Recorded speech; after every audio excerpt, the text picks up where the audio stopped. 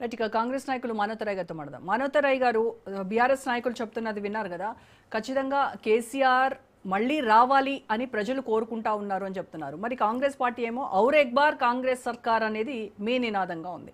మరి మీ ప్రధాన బలం ఏంటి? మీరు ఇచ్చినటువంటి హామీలు, మీరు చేస్తున్నటువంటి అభివృద్ధి అని చెప్తా ఉన్నారు. కానీ అవేవి కూడా భూతద్దం వేసి వెతికినా కనిపించట్లేదు అని ఇటు ప్రతిపక్షాలు అంటా ఉన్నాయి. సో ఏం చెప్తారు మీరు? ఇప్పుడు కేసీఆర్ రావాలని కోరుకునేది ప్రజలు ఎవరు కోరుకోవట్లే, రైతులు ఎవరు కోరుకోవట్లే, ఎవరు కోరుకోవట్లే. బాలకాసం అని చెప్పినట్లు వాళ్ళ కార్యక్రమాలు రైతులు ధర్నా చేపడితే ఆ రైతులు నలుగురు ఐదుగురు వస్తున్నారు. ఆ రైతుల ముసుగులో బీఆర్ఎస్ కార్యకర్తలు 70-80 మంది ఉంటున్నారు. కాబట్టి వీళ్ళే కోరుకొని రైతుల పేరు చెప్తున్నారు. ఇంత విచిత్రంగా ఉంది. ఇలా రేవంత్ రెడ్డి కాంగ్రెస్ ప్రభుత్వ పరిపాలనలో ఇలా పేద ప్రజలు, సామాన్యులు, మధ్యతరగతి వాళ్ళందరూ కూడా హాయిగా ఉన్నారు. పేదవాడు సన్నబియ్యం తింటూ ముద్దకి రేవంత్ రెడ్డి దేవుడు అని చెప్పి తలుచుకుంటాడు. రేషన్ కార్డు రేపు ఆగస్టు 15వ తారీఖున మరి కొత్త రేషన్ కార్డులు ఇవ్వబోతున్నాం. గతంలో వాళ్ళు ఏమైనా ఇచ్చారా? కనీసమైనటువంటి కార్యక్రమాలు కూడా వాళ్ళు చేపట్టలేకపోతే పేదవాడికి ఏమవసరం? కూడు గూడు. ఇందిరమ్మ ఇళ్ల రూపంలో మొత్తం 4.5 లక్షల ఇండ్లు మంజూరు చేసి రెండో దశలో కూడా మళ్ళీ మంజూరు చేస్తాను.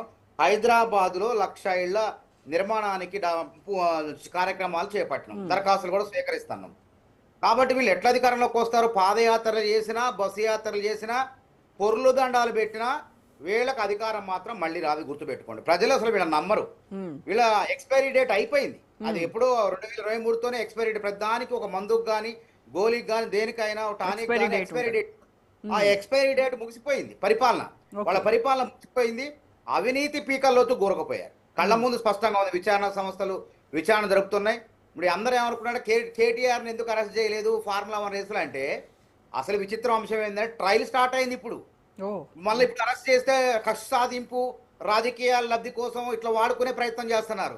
విషయం ఏంటంటే పోలీసు విభాగం, ఏసీబీ వాళ్ళు మొత్తం ఛార్జ్ షీట్ జడ్జి గారి ముందు పెడితే ఈయన పూచీకత్తు మీద ఉండి ఇప్పుడు ₹1,00,000 షూరిటీ, 2 జమానత్తుల మీద బయట ఉన్నాడు. కాబట్టి ట్రయల్ స్టార్ట్ అయిందంటే వేగవంతంగా విచారణ ప్రారంభమైంది.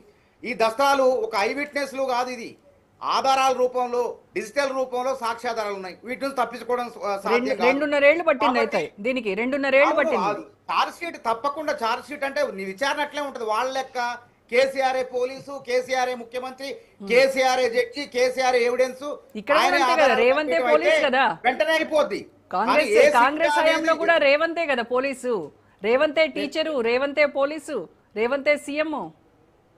ఎక్కడ ఆడ రేవంత్ పోలీస్ అయితే కేసీఆర్, కేటీఆర్ వీళ్ళంతా చెంచల కూడా, చర్లపల్లి జైలు కూడా సరిపోయేవి కాదు. ఇప్పుడు రేవంత్ రెడ్డి ఒక పారదర్శకంగా విచారణ సంస్థల విచారణ జరపాలని చెప్పి ఆయన చూసిండు. విచారణ సంస్థలే ఛార్జ్ షీట్ వేసిన ఈరోజు కోర్టులో. ఛార్జ్ షీట్ వేయటం వల్ల ట్రయల్ ప్రారంభమైంది. ఇప్పుడు ఇక ముందుంది ముసళ్ళ పండుగ. కాబట్టి మేము ఏమంటామంటే ఇవాళ తలసరి ఆదాయంలో రాష్ట్రం 4,18,000 తీసుకుపోయిండు. కర్ణాటకతో పోటీ పడుతున్నాం. అదే విధంగా నిన్నగాక మొన్ననే ప్రపంచ బ్యాంకు, అదే విధంగా నీతి ఆయోగ్ చెప్పింది రేవంత్ రెడ్డి అప్పుల నియంత్రణ చేసిండు.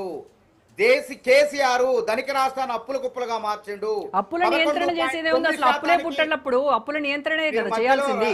రోజా గారు, ఒక్క నిమిషం, మానవతరాయ్ గారు, లేదు నేను అడిగేదానికి సమాధానం చెప్పండి. అప్పుల నియంత్రణ చేశారు అని చెప్తున్నారు అంటే మీరు అప్పులు పుట్టట్లేదని చెప్పారు కదా మీరే.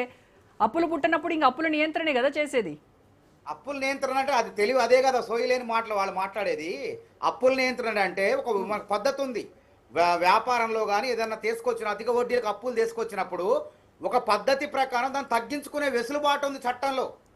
ఆ చట్టాన్ని రేవంత్ రెడ్డి ఎక్కడైతే ఎన్నో సంవత్సరాలు, 30 సంవత్సరాలు, 40 సంవత్సరాలు దాన్ని కుదించుకొని వడ్డీలు తక్కువ చేసుకొని భారం పడకుండా చేస్తండి. అది తెలివి అంటే, సోయ్ అంటే. కాబట్టి బరాబరా బరక తింటే ఏమైంది? తెలంగాణ కేసీఆర్ దుబారా తెలంగాణ దివాలా అయింది. ఇప్పుడు దివాలా తీయబడ్డ రాష్ట్రాన్ని ప్రగతి పదంలో నడిపేందుకు రేవంత్ రెడ్డి గజీతగాళ్ళ లెక్క శ్రమిస్తాడని చెప్పి ప్రపంచ బ్యాంకు నేను చెప్పలే, ఇదే బీజేపీ మొన్ననే చెప్పింది. ఒక 20 రోజుల క్రితం చెప్పింది. నిన్ననే తలసరి ఆదాయంలో మిగతా రాష్ట్రాలని, మహారాష్ట్ర, తమిళనాడు అన్నిటినీ పోటీ పడి కర్ణాటకతో దగ్గరగా ఉన్నాం.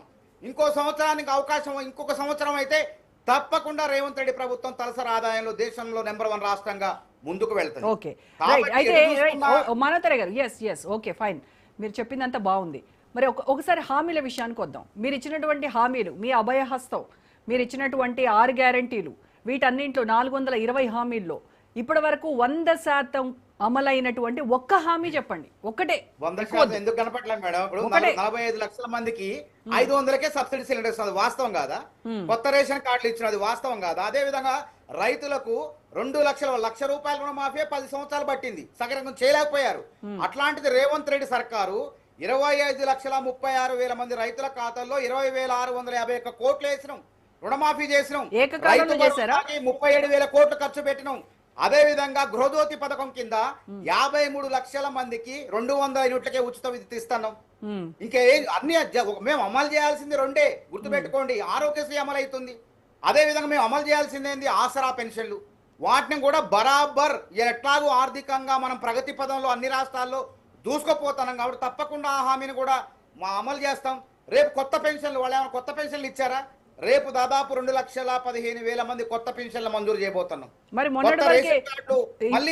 ఇచ్చింది కాకుండా మళ్ళీ ఇప్పుడు ఇవ్వబోతున్నారు కదా, మరి ఇన్ని రోజులు ఏంటి? మీరు ఇచ్చినటువంటి హామీలో టైం బౌండ్ ఉంది కదా, టైం లిమిట్ ఉంది కదా, దాని ప్రకారం ఎందుకు చేయలేకపోయారు? ఇప్పుడు 10 ఏళ్ల కాలంలో వాళ్ళు డబుల్ బెడ్రూమ్లు కట్టినరా? అందుకే కదా వాళ్ళకి వాళ్ళ అధికారానికి దూరం అయ్యారు. వాళ్ళు కట్టలేదనే కదా వాళ్ళని ఇంటికి పంపించేశారు. ప్రజలకు ఉన్న వాస్తవాలు చెప్పుకుంటూ ఇటు కార్మికులని తర్వాత ఉద్యోగస్తుల్ని సముదాయించుకుంటూ వాళ్ళు పెట్టిన బకాయిల్ని కూడా ఇలా పదవి విరమణ చేసిన విశ్రాంత ఉద్యోగులకు 8,000 కోట్ల బకాయిలు పెడితే దశల వారీగా 6,000 కోట్లు తీర్చినమా తీర్చలేదా? చెప్పండి. ఫీజు రియంబర్స్మెంట్ బకాయిలు కూడా ఈసారి అవినీతి జరగకుండా విద్యార్థుల ఖాతాలో యాజమాన్యాలు విద్యార్థుల జుట్టు పట్టుకోకుండా విద్యార్థుల ఖాతాలో వేసి ఫీజు రియంబర్స్మెంట్ బకాయిలు భవిష్యత్తులో ఉండకుండా వాటిని కూడా దశల వారీగా తీర్చేందుకు ప్రభుత్వాల బాధ్యతే కదా. ముందు ప్రభుత్వాలు ఏదైతే బకాయిలు ఉన్నాయో రేపు మీరు బకాయిలు పెట్టేస్తే నెక్స్ట్ వచ్చేటువంటి గవర్నమెంట్ వాళ్ళు క్లియర్ చేయాలి కదా. మళ్ళీ వస్తుందంటానికి 2034 వరకు రేవంత్ రెడ్డి పరిపాలన కాంగ్రెస్ పాలన ఉంటుందంటానికి ఈ యొక్క కులమానాలు చాలంటానా మేము? ప్రతి పేదవాడిని అడగని చెప్తాడు. ఇలా ప్రతి పేదవాడి స్పందన రేవంత్ రెడ్డి సీఎం, ఇంటింటికి 10కి పైగా సంక్షేమ పథకాలు, ఇక పక్కా 10 ఏళ్లు రేవంత్ సర్కార్ అని చెప్పి ప్రజలందరూ కూడా దీవిస్తుంటే ఎన్నికలు ఇన్ని చెప్పారు కదా. మీరు ఇచ్చినటువంటి హామీల్లో నెరవేర్చిన మొత్తం లిస్ట్ చెప్పారు కదా, దాంట్లో 2 లక్షల ఉద్యోగాల గురించి మాట్లాడదాం. అవును, 2 లక్షల సంవత్సరానికి 2 లక్షల ఉద్యోగాలు నేను చెప్తా కదా, 2 లక్షలు ఇస్తానన్నాం. ఇప్పుడు గత ప్రభుత్వం వాళ్ళకు నోటిఫికేషన్లు ఇచ్చి భర్తీ చేయటం రాలే. నోటిఫికేషన్లు ఇవ్వటం గొప్పతనం కాదు. నోటిఫికేషన్లు ఇచ్చి పారదర్శకంగా వేగవంతంగా నియామకాలు చేపట్టిన వాళ్ళు నియామక పత్రాలు ఇచ్చినోడు గొప్పోడు. అదే ఆయనే రేవంత్ రెడ్డి. నేనేమంటాను, 67,673 ఉద్యోగాలకు నియామక పత్రాలు ఇచ్చినాం. వాళ్ళ 22 నోటిఫికేషన్లు ఇస్తే వాళ్ళ వల్ల గాల 17 నోటిఫికేషన్ లీకులు.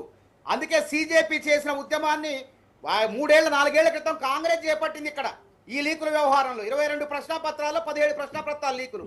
కాబట్టి మేము లీకులు లేకుండా గ్రూప్ 1 పరీక్షను 14 ఏళ్ల గ్రూప్ 1 పరీక్షను భర్తీ చేసి మట్టిలో మాణిక్యాలని ఇవాళ గ్రూప్ 1 అధికారులు చేసి వాళ్ళంతా ఉద్యోగాలు చేస్తున్నారు. ఎక్కడ కూడా ఈ మాట రాకుండా ఎన్ని రకాల కుట్రలు చేసినా వాటన్నిటిని కూడా ఛేదించుకొని మీరు చెప్పేదానికి బీఆర్ఎస్ బీజేపీ ఇక్కడ ఎవరైతే ప్రతినిధులు ఉన్నారో వాళ్ళు కొంచెం హాస్యాస్పదంగా నవ్వుతా ఉన్నారు మీరు చెప్పేదానికి. వెకిల్ నవ్వులు నవ్వేవాళ్ళు నవ్వుతూనే ఉంటారు. వెకిల్ నవ్వులు నవ్వుతూ ఇప్పుడు ఏనుగు పోతుంటే ఎన్నో మురుగుతుంటారు. మాకు నష్టమే లేదు. మేము దర్జాగా రాష్ట్ర ఇప్పుడు బీజేపీ వాళ్ళు 2 కోట్ల ఉద్యోగాలు ఇస్తున్నారు. ఇచ్చిండ్రా? 40 లక్షల కేంద్ర ప్రభుత్వ ఉద్యోగాలు ఉంటే 18-20 లక్షల ఖాళీలు ఉన్నాయి. దాని గురించి మాట్లాడదాం. బీజేపీ నాయకులతో మాట్లాడదాం. కానిస్టేబుల్ నోటిఫికేషన్ ఇస్తుంది ఇయ్యాలనే గ్రూప్ 2 లో నోటిఫికేషన్లు ఇవ్వడానికి కసరత్తు చేస్తుంది. బీజేపీ ప్రకటించింది. కాబట్టి మేము ఎక్కడ కాదు 2 లక్షల ఉద్యోగాల్లో 67,673 ఉద్యోగాలు భర్తీ చేసినాం. ఇంకా 1,30,000 ఉద్యోగాలు తప్పకుండా నిరుద్యోగులకు న్యాయబద్ధంగా పారదర్శకంగా భర్తీ చేస్తాం. రైట్ అండి. ఓకే. సో రవి గారు, ఆ 2 పార్టీలు వాళ్ళ ధీమాలో వాళ్ళు ఉన్నాయి. మీరు కూడా మేమే ప్రత్యామ్నాయ పార్టీ